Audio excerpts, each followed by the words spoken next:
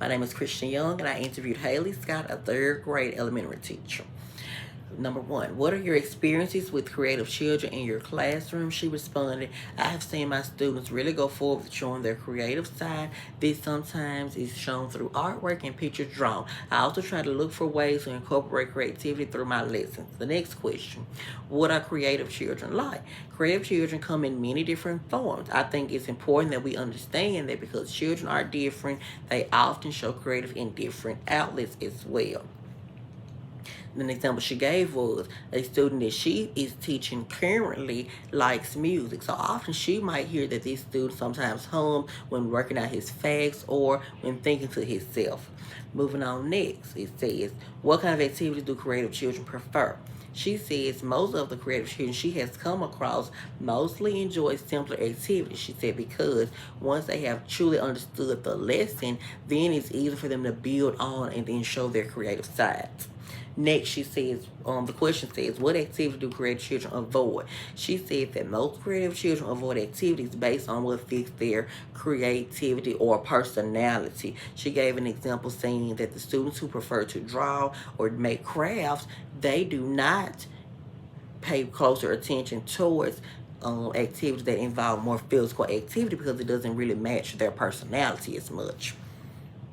Moving on next, she says, how do you set up the curriculum to support creative children? Haley said, I think that you have to take the curriculum and incorporate creativity through your activities so that it will engage your students and reach them in ways that will allow them to show their potential.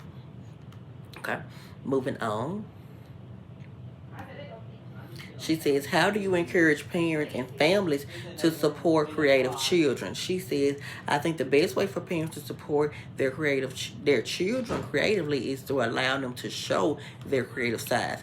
Also, I think it is important that parents listen to their children's concerns. Haley said that this question really resonates with her as she is a mother of a 8-year-old daughter. She said one thing her and her daughter do is try to have very open conversations because it allows her daughter to say, well, Mom, what do you think about this? Or how should I do this? Or I have tried to do it like this, and this is what I've gotten. And she's able to respond and say, well, maybe doing it this way, because she said her giving that advice allows her to build her daughter up, show some growth, but also make it open to where she can understand, well, I tried like this, but now I can also listen and take mentorship as well. Okay.